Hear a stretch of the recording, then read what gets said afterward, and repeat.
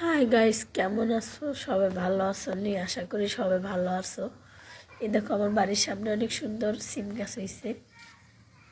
আমি অনেক অসুস্থ, এজন্য ভিডিও বানাইতে পারি না।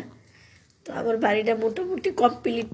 এখন প্রায় মিটার টিটার লাগানো হয়েছে, ভিতরে প্লাস্টিক হয়েছে, প্লাস্টার হয়েছে, শুধু সিঁড়িটুক বাকি আছে।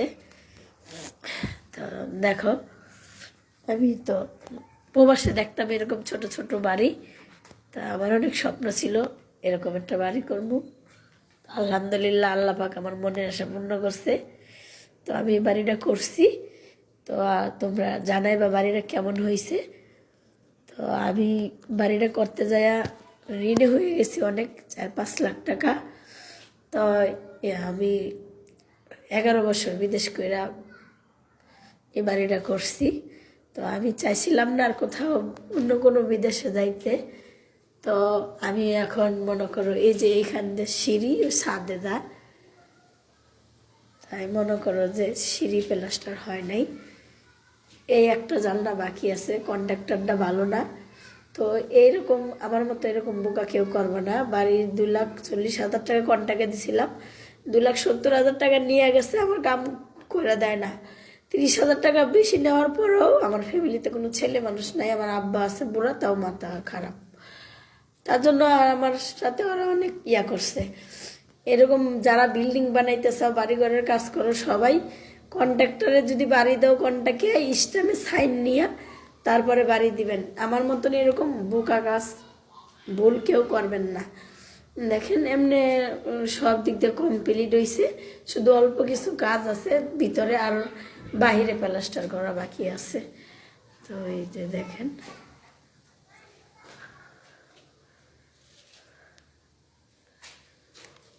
এই যে এই রুমগুলো আমি ভাড়া দিব। দেখেন কারেন্টের কাম সব রেডি। এই যে রান্নাঘরের বেসিন, উপরে এই যে এটা হচ্ছে এক গোসলখানা।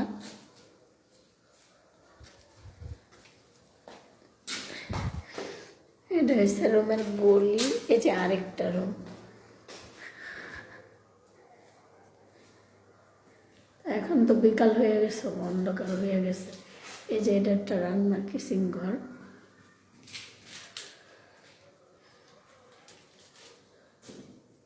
এটা একটা গোসলখানা, এখন কল ঝর্ণা লাগানোর বাকি আছে। এই সাইডে যেগুলো ভাড়া দিব, যদি কারো রুম পছন্দ হয় নিতে চান তাও জানাইতে পারবেন। আমাদের বাসা হয়েছে ঢাকা আশুলিয়া নিচিন্তাপুর। এই যে এই সাইডে আমরা থাকি।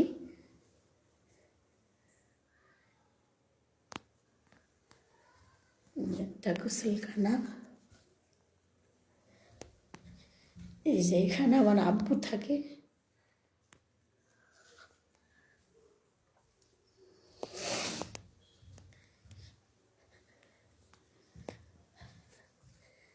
এই যে এই রুমে আমি থাকি।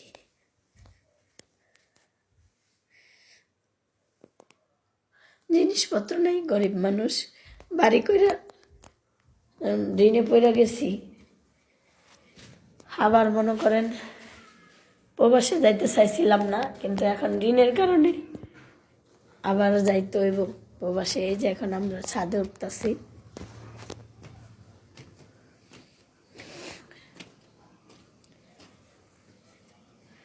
এই যে দেখেন ছাদে আইছি।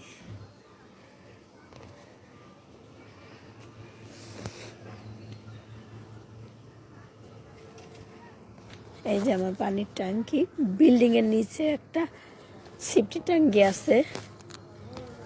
এই যে দেখেন আমার বাড়ির ছাদের উপরে উঠছি, বাঁশবাগান কত সুন্দর, দুই পাশে। এই যে এই দুই পাশে বাঁশবাগান, তার পাশে অবশ্য বাড়িঘর আছে, আর দুই পাশে সব বাড়িঘর বিল্ডিং। এই যে দেখেন,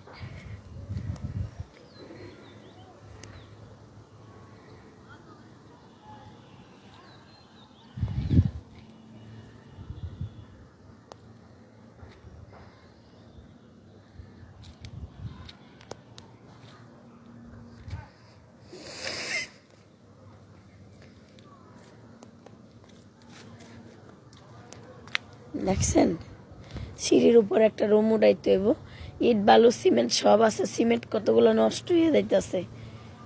তো টাকার সমস্যার কারণে উপরে কাজটা করাইতে পারতেছি না, শুধু মিস্ত্রি মজুরির কারণে। কারণ আমিও অসুস্থ, আবার অন্য দেশে বাহিরে যামু, তার জন্য রেডি হইতাছে, কিন্তু কিছু সমস্যায় আছি। বুঝেনি তো, যারা প্রবাসী তারা কারো কাছে হাত পাতলাও পায় না, আবার কেউ খুশি হইয়াও আত্মীয় স্বজনের কাছে হাওলাত চাইলেও দেয় না। আর যখন প্রবাসে থাকি তখন সবাই হাওলাত চায়, দেই আমরা, কিন্তু আমাদের সহজে কেউ দিতে চায় না। এই যে এত অসুস্থ, কেউ একটু ফোনও করে না, খোঁজ খবর হলো না। যখন প্রবাসে ছিলাম তখন আত্মীয় স্বজন, স্বাস্থ্য বোন, ফুয়ার্ত বোন, কত মানুষে ফোন দিছে, কত মানুষের সহযোগিতা করছি, কিন্তু এখন নিজে অনেক কষ্টে আছি, কারো কাছে হাওলাত চাইও পাই না। এটা হচ্ছে আমাদের প্রবাসের মানুষের জীবন। তো আমাকে কপালে প্রবাসে যারা থাকে তাদের বাংলাদেশের আসার পরে অনেক সুখী কমই হয়, বেশিরভাগই কষ্ট পাইতে হয়। 11 বছর বিদেশ করে বাংলাদেশে আসলাম, আসার পরে তো বাড়ি করলাম, আবার চাকরি করা লাগলো, আবার প্রবাসে যাইতে হইব। কারণ যখন প্রবাসে ছিলাম তখন অনেক স্বপ্ন দেখছিলাম, বাংলাদেশে আইসা সংসার করমু, বাড়ি করমু, নামাজ কালাম পড়মু, কোরআন পড়মু, কিন্তু সেই কপাল ভাগ্য হইল না। আবার প্রবাসে যাইতে হইব, চলে যাবো আবার এই মাসেই ফ্লাইট কথা। সবাই আমার জন্য দোয়া করবেন, জানি আল্লাহ আমারে মনের আশা পূর্ণ করে। আল্লাহ ছাড়া তো কেউ নাই, কারণ আমার জন্য যে কিছু করব এরকম কেউ নাই। যেরকম আমার বাপ মাথা খারাপ, মা তো নাই, বড় ভাই নাই, বড় বোন নাই, ছোট একটা বোন, তো আসার পরে ওর কাছেই খাই। তো আমারে দেখার মতন নিজের কর্ম ছাড়া কেউ নাই। তো আশা করি সবাই ভালো থাকেন, সবার জন্য দোয়া করি, আল্লাহ পাক যেন সবার মনের আশা পূর্ণ করে। আমার জন্য দোয়া করবেন, আল্লাহ পাক যেন আমার শরীর স্বাস্থ্য ভালো রাখে, আর আমি যেন আল্লাহর কাজ করতে পারি। হয়তো কখনো কখনো মানুষের নিজের কষ্ট ভুলা থাকার জন্য আনন্দ করি, ভিডিও বানাই, একটু মজা করি। তো অনেক দিন ধরে নিজেও অসুস্থ, আর এই বাড়ির কাম করতে যাই, বুঝে নেই তো, যারা বড় লোক কুটিপতি তারাও এরকম 5 তলা ফাউন্ডেশন দিয়ে একটা বাড়ি করতে গেলে কাইতে হয়ে যায়। আমরা তো সাধারণ অসহায় গরিব, গার্মেন্টসে চাকরি করি, একটা মেয়ে, মা নাই, স্বামী নাই। তো আলহামদুলিল্লাহ, তারপরেও যে এত বড় একটা কাজ করতে পারছি, এটাই আল্লাহর কাছে লাখ লাখ শুক্রিয়া। কারণ যখন মা মারা গেছিল ছোটবেলা, অনেক কষ্ট করে বড় হয়েছি, ঢাকা শহরে ভাড়া রয়েছি, অনেক স্বপ্ন দেখতাম এরকম একটা বাড়ি নিজে করতে পারতাম। তো আলহামদুলিল্লাহ নিজে করতে পারছি, তার জন্য আল্লাহর কাছে লাখ লাখ শুক্রিয়া। সবাই চেষ্টা করবেন, পরিশ্রম করবেন, অবশ্যই আল্লাহ পাক মনের আশা পূর্ণ করব। আল্লাহর কাছে কোনো কিছুর অভাব নাই, হয়তো কারো সহজে দেয়, কারো কঠিনে দেয়, পরিশ্রম করে কামাই করে নিতে হয়। কখনো অনেক মানুষ আছে পরেরটা দেখলে অনেক করে, লোভ করে না, নিজে পরিশ্রম করে চেষ্টা করবেন, অবশ্যই আল্লাহ পাক মনের আশা পূর্ণ করব। সবাই ভালো থাকবেন, ভুল হইলে ক্ষমা করবেন, আর আইসেন আমাদের এই এলাকায় বেড়াইতে সবাই। আমার জন্য দোয়া করেন, আমি অনেক অসুস্থ, আল্লাহ পাক যেন আমার সুস্থ করে দেয়।